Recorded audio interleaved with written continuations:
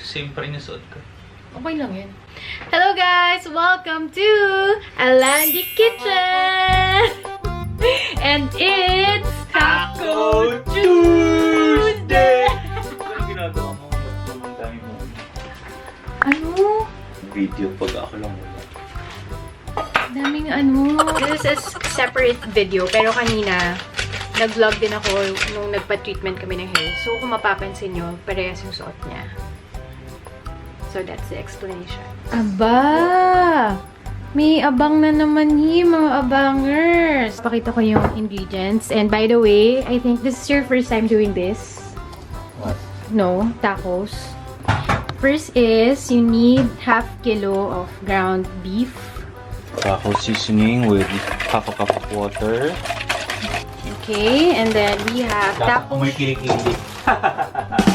have taco shells. Bumili rin kami ng soft taco shells, pero for now, ito yung gagamitin namin. Of course, Roma tomatoes. Okay, and then wait lang. Red cheddar. Knives or a set of knives. May knives mostly from National Blade Works. Nag-iisang knife ko na galing Japan. Galing National Blade Works. Thank you, National Blade Works. Sobrang talas niyan, kaya ayaw kong masyadong hawakan. I'm gonna use the akiri knife for vegetables. Yung ano lang, para hindi ko malaw yung chopping board. Kung kayo ng tissue or any basangan, lagay nyo lang sa ilalim.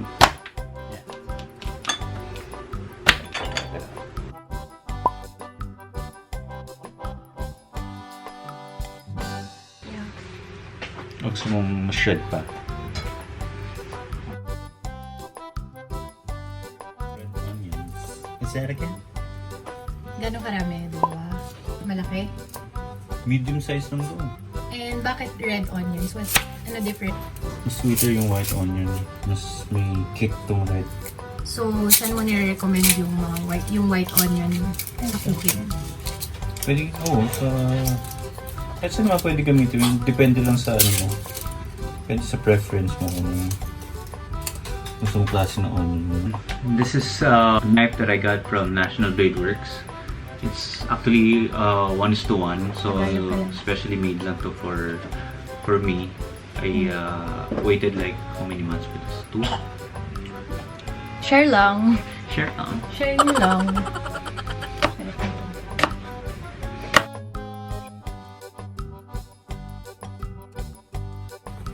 Sarap pumapak ng red cheddar. Sarap ng red cheddar. Oo, masarap siya. Sharper. That's the term. Sharper than just regular cheddar. So, aangat yung lasa niya pag nasa tacos na. Sa tacos, ang gusto ko, ma-cheese siya maanghang. So, naglalagay ako ng hot sauce. Ito rin. Always. Yeah. Parehas kami ma-hot sauce. Importante sa pagkat ng sa iba, diba, sinasabi nila naiiyak sila pag ano ng onion. Importante na sharp yung knife mo. Kasi mas mabilis yung cut, less yung pag-produce ng juice.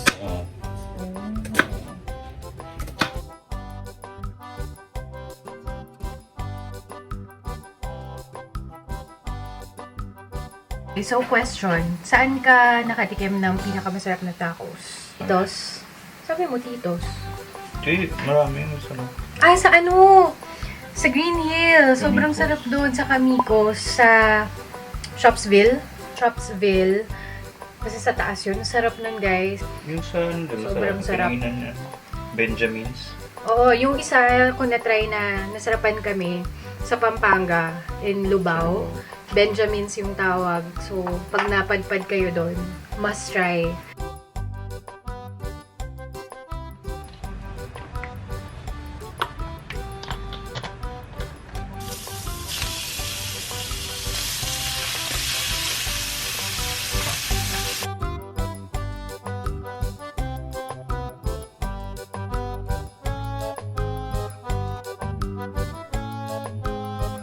What? Mahilig ka ba sa tacos na?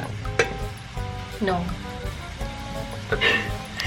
Una, nagustuhan ko siya nung na-try ko yung Kamikos. Nung una hindi ako miling, hindi kasi ako ma-explore sa pagkain in general.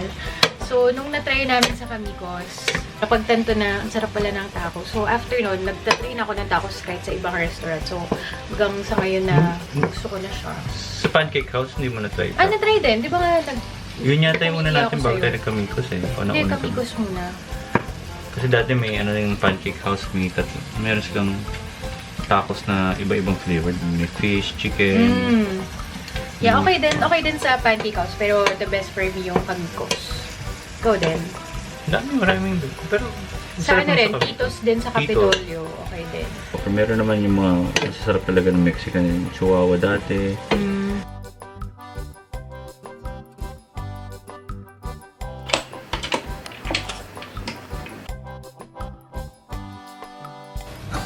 Cayenne. Inuna ko na yung anghang para dumikit yung lasa. Lasang sili.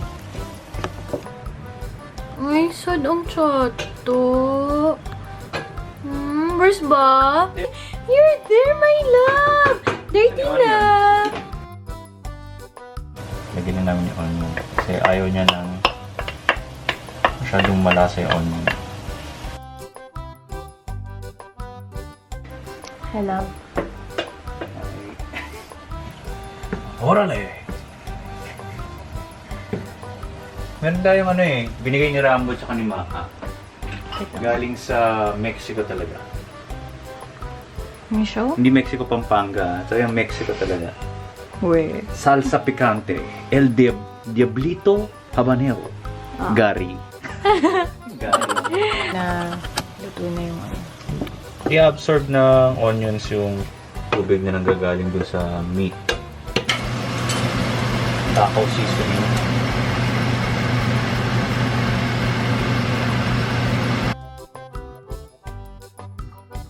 Papalasang pwede rin naman homemade. Yung homemade na ano, para huwag na kayong bumili ng taco seasoning. Madali kung bumili kasi readily available. Pero gusto nyo mag-experiment, mga different kinds ng pepper, cayenne, mga pwedeng ilagay namin. Garlic powder, onion powder, cumin. Sobrang bango na ng amoy niya. As in, legit tacos na. Ito yung aming hard shell taco. Ano mas gusto mo nga pala? Kasi iba-iba eh. Ako, Iba ano, gusto hard shell, iba soft shell. depende sa shell. Kasi yung sa Kamikos masarap eh. Yung sa iba makapal, parang ganito. Ito kasi pinili lang namin sa grocery. Mahirap gumawa ng corn tacos talaga. Yung sa Pancake House, medyo nakakapalan ako eh. Yung sa Benjamin's sa Pampanga, okay rin sa akin. Tapos yung nabili niya sa grocery, sa Unimart na soft shell, masarap. So I think mas madaling humanap sa market, sa grocery ng soft shell na masarap than hard shell na masarap. Ikaw? Alam mo naman ang favorite ko. Kahit ano? Sa mga favorite ko tacos. Hard shell, soft shell. Pero mas gusto ko hard shell.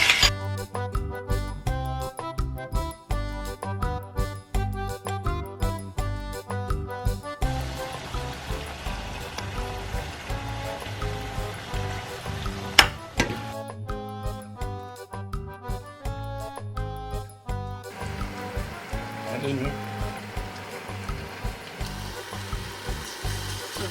Continue dito pa.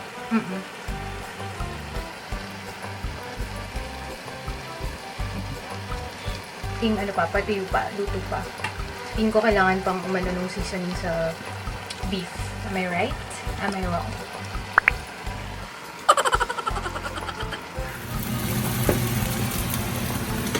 Almost done!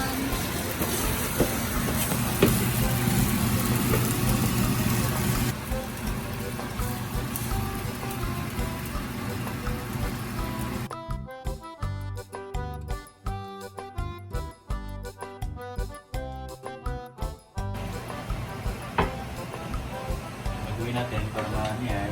Hindi na buwan pa. So I'll put this on the table. And here you go. Pawis pero pogi pa rin. Yung kita tako. Kita tako. Tapos, lagyan mo ng beef. Kita tako. Put the beef inside.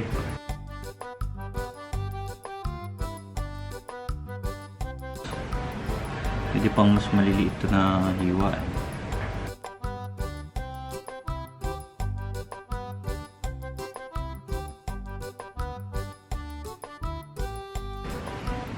Cheese.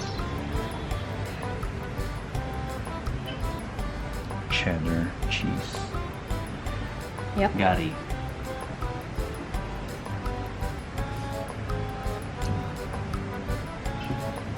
Okay, try. First bite? Yeah, ikaw. Kasi kukunan kita eh. Good luck.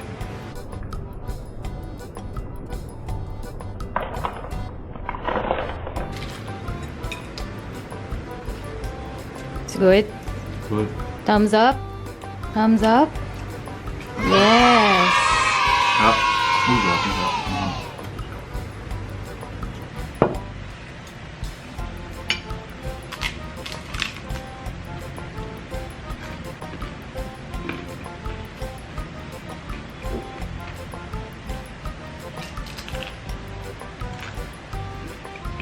So, thumbs up sa homemade tacos ni Mr.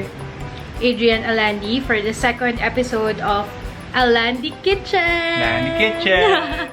So, Di ba yung onions, no? hindi masyado. So, lahat ng aming ginamit na yung ingredients and yung recipe overall, lahat yun ilalagay ko na lang sa description box. And let us know guys kung ano yung mga gusto nyo pang makita dito sa series namin na to. Baka meron kayong request sa ating chef. Kasi as you can see, ang trend ng aming ng series na to is parang ano siya, experiment, diba? So, we'll experiment with you guys. So, we'll let you know nga in the end of the videos kung okay ba, ganyan. Tapos we'll continue to improve. And yun, thank you and hope you share this video with your family and friends and like it and subscribe. Like and subscribe. Bye, love. Subscribe.